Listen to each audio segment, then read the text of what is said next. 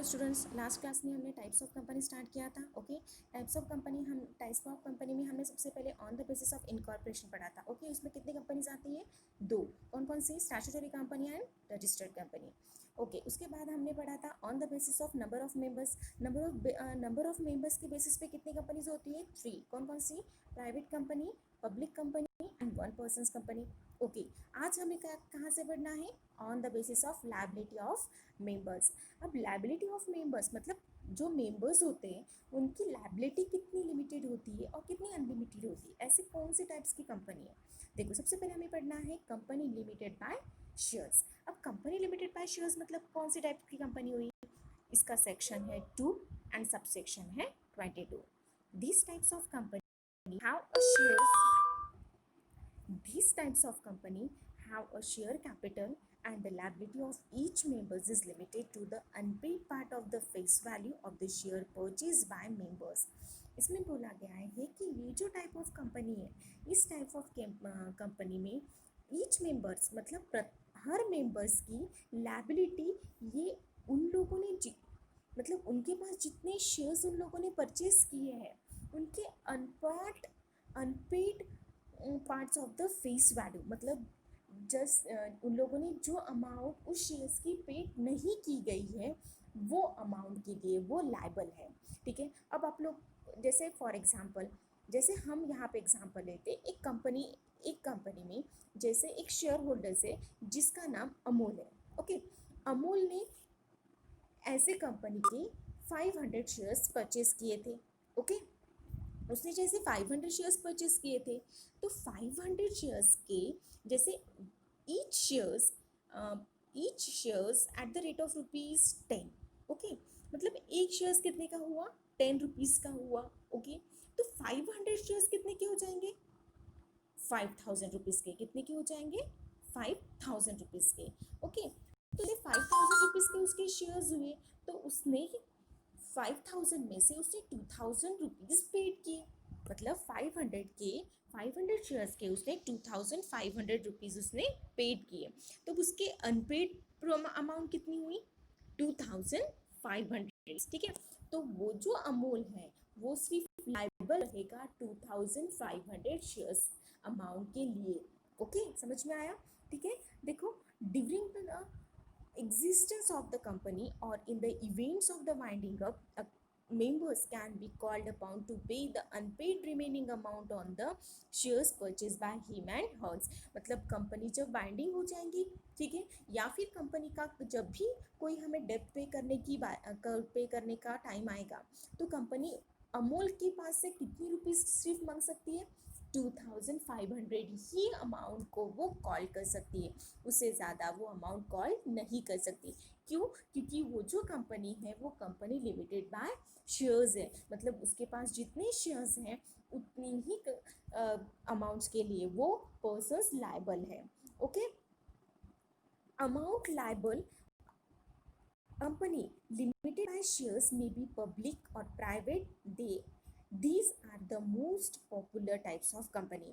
ये जो company limited by shares है ये प्राइवेट कंपनी भी हो सकती है एंड पब्लिक कंपनी भी हो सकती है. ये जो टाइप्स है ये most popular types of companies है. ओके, हमने क्या देखा? Company limited by shares. अब हम देखेंगे कंपनी लिमिटेड बाय गारंटी. अब कंपनी लिमिटेड बाय गारंटी में क्या आता है? These type of companies may or may not have a share capital. ठीक है, मतलब each members promises to pay a fixed sum of money specified in the memorandum in the events of liquidations of the company for the payment of the debt and liability of the company. ये type जो company है, ठीक है, तो ये company shares में हो भी सकती है, नहीं भी हो सकती है. ठीक है, बट इस कंपनी के ईच मेंबर्स मतलब हर मेंबर्स जब कंपनी के मेमोरेंडम में लिखा होता है कि उन लोगों ने कंपनी को प्रॉमिस किया होता है उन लोगों ने कंपनी को प्रॉमिस किया होता है कि to pay a fix sum of money. ठीक है, एक अमाउंट उन लोगों को फिक्स की होती है मेमोरेंडम में कि वो उतनी अमाउंट वो कंपनी के कंपनी की जब भी लिक्विडेशंस का टाइम आएगा या फिर कंपनी को कभी कोई भी डेट पे करना होगा, ठीक है, तो वो मेंबर्स उस कंपनी को उस टाइम क्या करेगा, हेल्प करेगा। ओके, समझ में आया? तो ये है company limited by guarantee. Generally such company are not profit making company because they are form for the purpose of promotions of art, science, culture, charity, sports और सम अदर सिमिलर पर्पज। ये जो companies है generally not profit companies होती है, ठीक है, मतलब generally ये कंपनी, इनका एम प्रॉफिट कमाना नहीं होता, इसका एम जनरली ये कंपनी आर्ट, साइंस, कल्चर्स में काम करने वाली कंपनीज होती है। ओके, उसके बाद है unlimited company, unlimited liability company. Company में हैव में company not having any liability limit on the liability of its member is termed as an unlimited company. These members are fully liable to cover the debt of the company. मतलब इस company के members की जो भी liability है वो unlimited है, ठीक है, इनके लिए कोई भी लिमिटेशंस नहीं है। The members are fully liable to cover the debt of the company, मतलब इस कंपनी के मेंबर्स फुल्ली कवर्स है कंपनी का डेट पे करने के लिए। The unlimited company can be either a private और पब्लिक और one person company. Unlimited company में प्राइवेट कंपनी भी हो सकती है, पब्लिक कंपनी भी हो सकती है और वन पर्सन कंपनी भी हो सकती है। उसके बाद हम पढ़ेंगे on the basis of control. अब on the basis of control में कौन कौन सी कंपनीज आती है? उसमें दो कंपनीज होती है, एक होती है होल्डिंग कंपनी और दूसरी होती है सब्सिडरीज कंपनी। अब होल्डिंग कंपनी कौन कौन सी है? देखो, होल्डिंग कंपनी का सेक्शन क्या है? Section 2 subsection 46।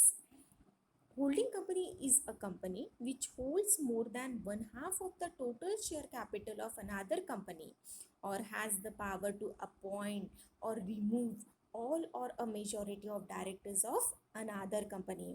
इसमें बोला गया है कि होल्डिंग कंपनी के पास किसी और कंपनी, मतलब किसी और कंपनी के, अनादर कंपनी के अगर वन हाफ से ज़्यादा अगर उसके पास शेयर्स होते हैं तो वो कंपनी की, उस कंपनी पे क्या हो जाता है, पावर आ जाता है, वो उस कंपनी की होल्डिंग कंपनी बन जाती है। वो कंपनी के सारे राइट्स इस होल्डिंग कंपनी पे आ जाते हैं। उसके पास क्या पावर होते हैं? टू अपॉइंट और रिमूव ऑल और a majority of directors of another company, ठीक है। उसके बाद है सब्सिडरीज कंपनी। अब सब्सिडरीज कंपनी मतलब क्या हुआ कि जैसे कि किसी कंपनी ने जैसे किसी कंपनी ने होल्डिंग कर ली उस कंपनी का, ठीक है, जैसे कि सपोज एबीसी कंपनी ने पीक्यूआर कंपनी के 51% शेयर परचेज कर लिए, ठीक है, तो 51% शेयर परचेज कर लिए मतलब एबीसी कंपनी का पीक्यूआर कंपनी पे होल्डिंग आ गया, है ना। तो पीक्यूआर कंपनी एबीसी कंपनी की क्या हो गई? सब्सिडरीज कंपनी हो गई, ठीक है। उसका क्या है? एकदम अपोजिट। देखो, a subsidiaries company is just the opposite of the holding company. It is the company which is controlled by a holding company. मतलब होल्डिंग कंपनी का सब्सिडरीज कंपनी पे क्या होता है? कंट्रोल होता है। Okay, such control is possible. ये जो कंट्रोल है ये पॉसिबल है because the holding company purchase more than one half of the share capital of the subsidiaries company and has power to appoint or remove all or a majority of the directors। मतलब ये company ने, holding company ने subsidies company के 50% से ज़्यादा shares purchase कर किए हुए हैं, ठीक है। मतलब होल्डिंग कंपनी का सब्सिडीज कंपनी पे क्या आ जाता है? कंट्रोल आ जाता है। तो होल्डिंग कंपनी का जिस कंपनी पर कंट्रोल आ जाता है उसे हम बोलते हैं सब्सिडरीज कंपनी। ओके, समझ में आया बच्चों? अच्छा, हमने क्या पढ़ा? On the basis of liabilities of members. उसमें कितने कंपनीज आते हैं? Company limited by shares, company limited by guarantee and unlimited liability company. उसके बाद हमने क्या पढ़ा?